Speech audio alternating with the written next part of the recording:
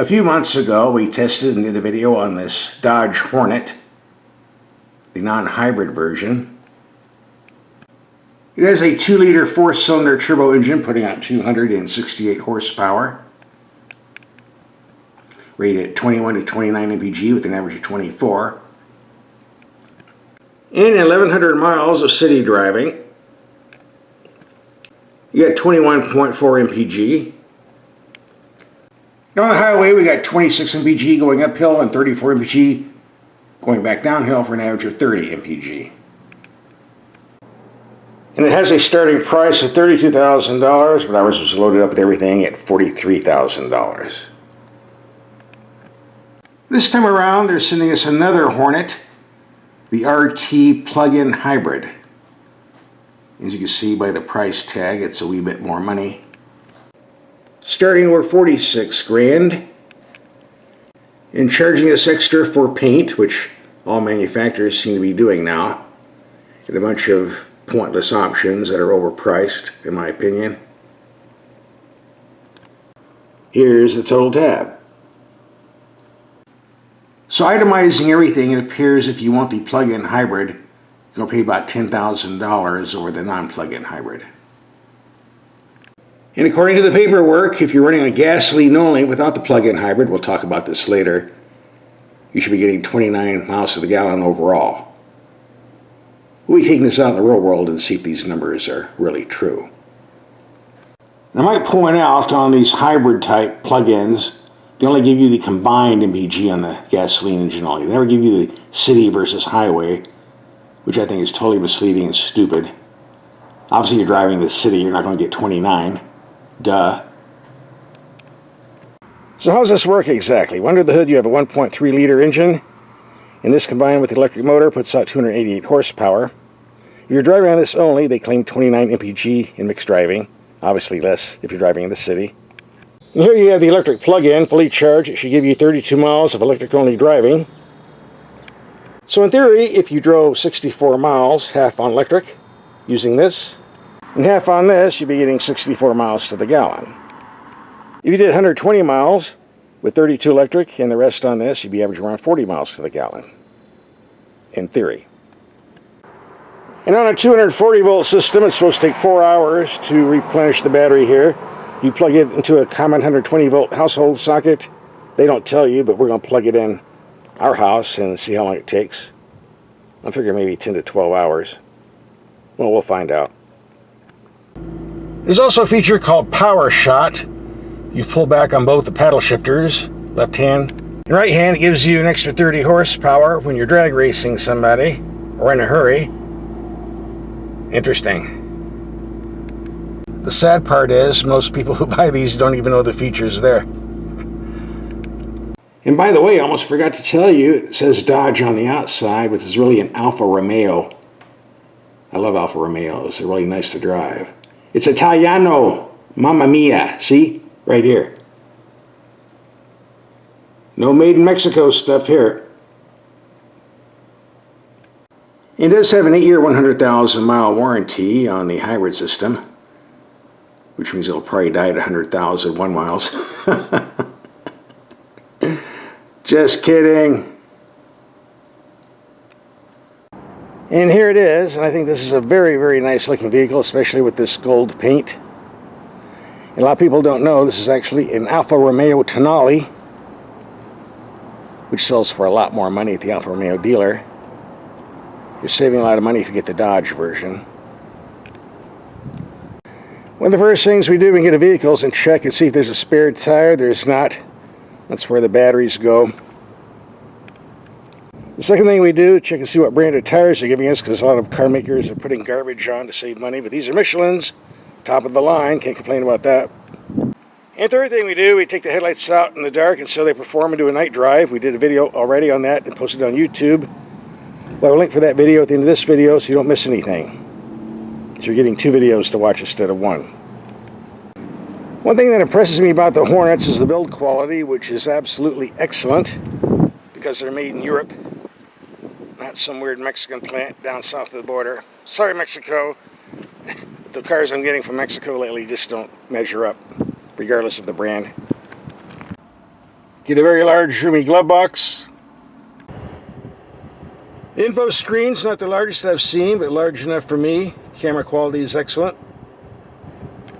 Nice gauge cluster with very little glare. As much as I love Alfa Romeo products, there's one feature they have I do not like, and that's electronic parking brakes, which I hate overall to begin with, but the ones on Alphas I don't like. The way it's supposed to work, you put the car in park, turn it off, the braking gauges, then when you start it up, put it in drive, it's supposed to disengage, and 90% of the time it will, but you get that 10% where you're not moving because the brake decides it wants to lock, and you have to sit here and bang on the button to be on your way. If you're going to rob a bank and want a fast getaway car, this might not be the vehicle for you. This applies to all the vehicles in the Alfa Romeo line. They all use the same brake system. The sedans, the SUVs. Just a little Italian quirk you got to live with. Another gripe I have, although this is more of a personal opinion, putting paddle shifters on the steering column instead of on the steering wheel where they can always be reached. Putting it on the steering column is just stupid. It means you can only reach them when you're going in a straight line. When I'm taking corners on tight mountain roads, you can't reach them, making them pretty much useless. And some of the comments I get in the comment section, people saying, well, you're not supposed to shift in corners. BS. Yes, you are. If you're in a corner, you need to shift. Duh. Or people saying they like them on the steering column because they always know where they're at. Well, okay, I know where they're at too, or I can't reach them. If they're on the steering wheel right here, I know where they're at too. But this is what the Italians like to do, and it's just something you have to live with. And probably 90% of Alfa buyers or Hornet buyers are never going to use this anyway, so I guess it really doesn't matter for most people. It matters to me, though. This car had a couple little quirks. Sometimes when I hit a bump, the heater turns on. I don't know what that's all about. No big deal. It went away, doesn't do it anymore. Also, on the key fob, you're only supposed to press this twice to get the hatch to open, but it takes me about 50 times. 1, 2... Oh, hey! Worked this time. Mamma mia, Italiano! By the way, for those of you who are getting online to see what type of comments people make about the Hornet, there's some negative comments out there, mainly about the price. People saying, well, it should be priced more like the Toyota RAV or Honda CR-V. These people are idiots. I mean, Alfa Romeo is a top-tier brand. Not quite up to the level of Mercedes and BMW or Audi. It's way above Toyota or Honda, especially the way it drives. Let's take this out and do some driving. We'll see. We're driving in the battery-only mode at the moment. I forgot what the horsepower rating is on this when you're driving electric only. I think something like 180 horsepower, but since we're running on electric, there's lots and lots of torque, and the pickup is pretty decent. I don't have any complaints. I've also noticed there's a lot of reflection in the windshield from the dash. It's kind of annoying, as you can see. Not a deal killer, just annoying. Alright, we're climbing steep mountain grades, so I turned off the battery system and put it in the hybrid mode so we get both gasoline and electric. And this vehicle is doing a very good job of pulling the weight. Lots and lots of torque. Like most Alfa Romeos, the steering is extremely quick and responsive. The handling is excellent. And these brakes are fantastic. Stop on a dime. Yeah, there's always an idiot, and they're always in front of me. Heaven forbid we should go over 10 miles per hour. Hey bud, your license plate isn't showing. You should be pulled over and get a ticket. This is what I like about Alfa Romeo vehicles. They're fun to drive, and people who compare this to Hondas and Toyotas are totally clueless. And obviously you've never driven an Alfa. Alright, let's look at some numbers. I just filled the tank a couple of minutes ago. It's full to the brim. It says I only have a range of 232 miles. So what's going on with that? I thought perhaps the hybrid plug-in would have a smaller gas tank because of the battery size, but according to the owner's manual, all Hornets are 13.5 gallons regardless of configuration. That doesn't make any sense, because if you take the 13.5 gallons, divide it into 230 miles, that'd be something like 17 miles a gallon. And I looked at the mileage computer and saw we're getting something in the high 20s. We'll have to figure this out as we go along, but I suspect that the gas tank is really smaller in this vehicle than the owner's manual says. They just didn't update it. Who knows? Make a comment in the comment section. And moving up the ladder, 996 miles, and let's just say 1,000. 748 miles, with 247 being electric, about 1/3. So let's look at some other numbers. In 684 miles of driving, 520 on gasoline only, 164 on electric, averaging 29.4 miles to the gallon. That would put an average speed of around just over 30 miles per hour at 16 hours. That would be mixed commuting. In trip B, almost 1,000 miles, 750 miles on gasoline, 250 miles on electric. That's about 25%. Again, averaging just over 30 miles per hour mixed commuting, 28.5 mpg. Alright, we saw the mpg when we have a gasoline engine hybrid mixed.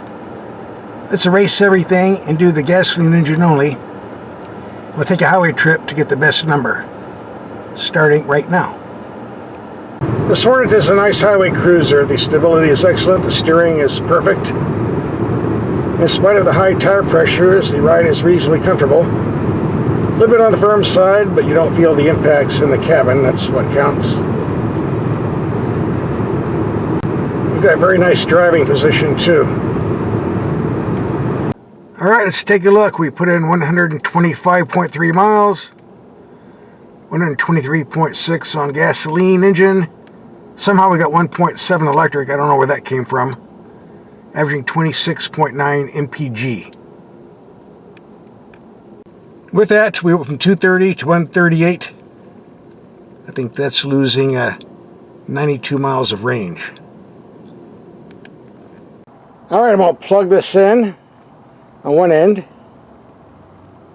and plug it into the house on the other end through the window. I don't have an outside outlet.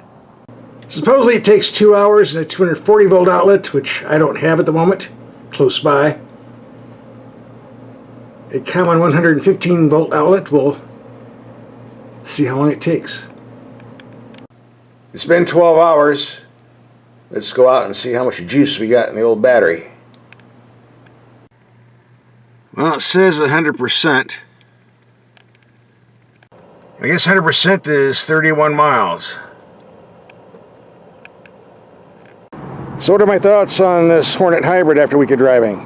Well, number one, regardless of how many times I charged it on the battery system, I never could get more than 250 miles range on this vehicle, so my owner's manual is saying it's a 13.5 gallon tank.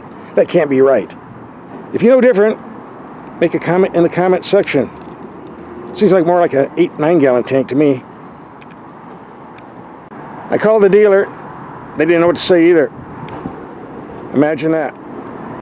And number two, whether this is really a good value or not and will save you money in the long run, let's go to my office and crunch some numbers.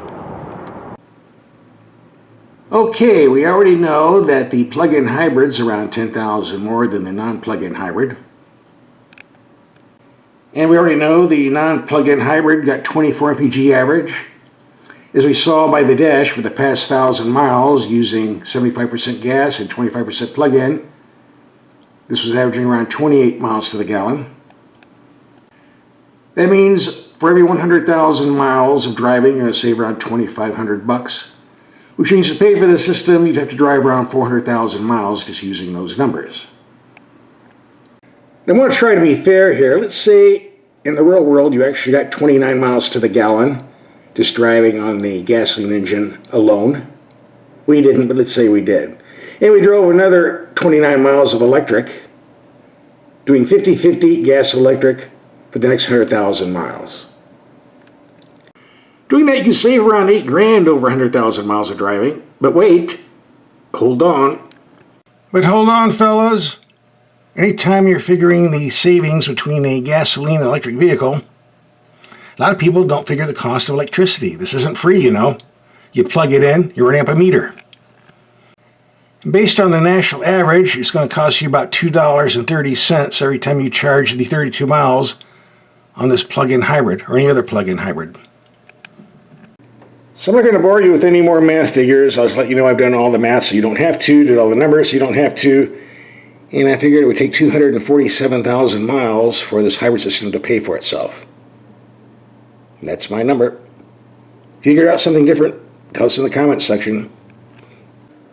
Now, if you don't feel like driving those 247,000 miles, there is the alternative, the GT non-hybrid version like this we drove last year, which is $10,000 cheaper. And if you could find one on the dealer's lot for the base $31,000 price tag, which is a super bargain for an Alfa Romeo, that's $23,000 you're going to save, which can buy a lot of gas. So you have lots of choices here, but this particular one will be my pick. That includes the road test of our hybrid plug-in. If you want to see the headlight and night drive test, here's a link coming up. Just click and watch. You're already here. Why not? Watch both videos.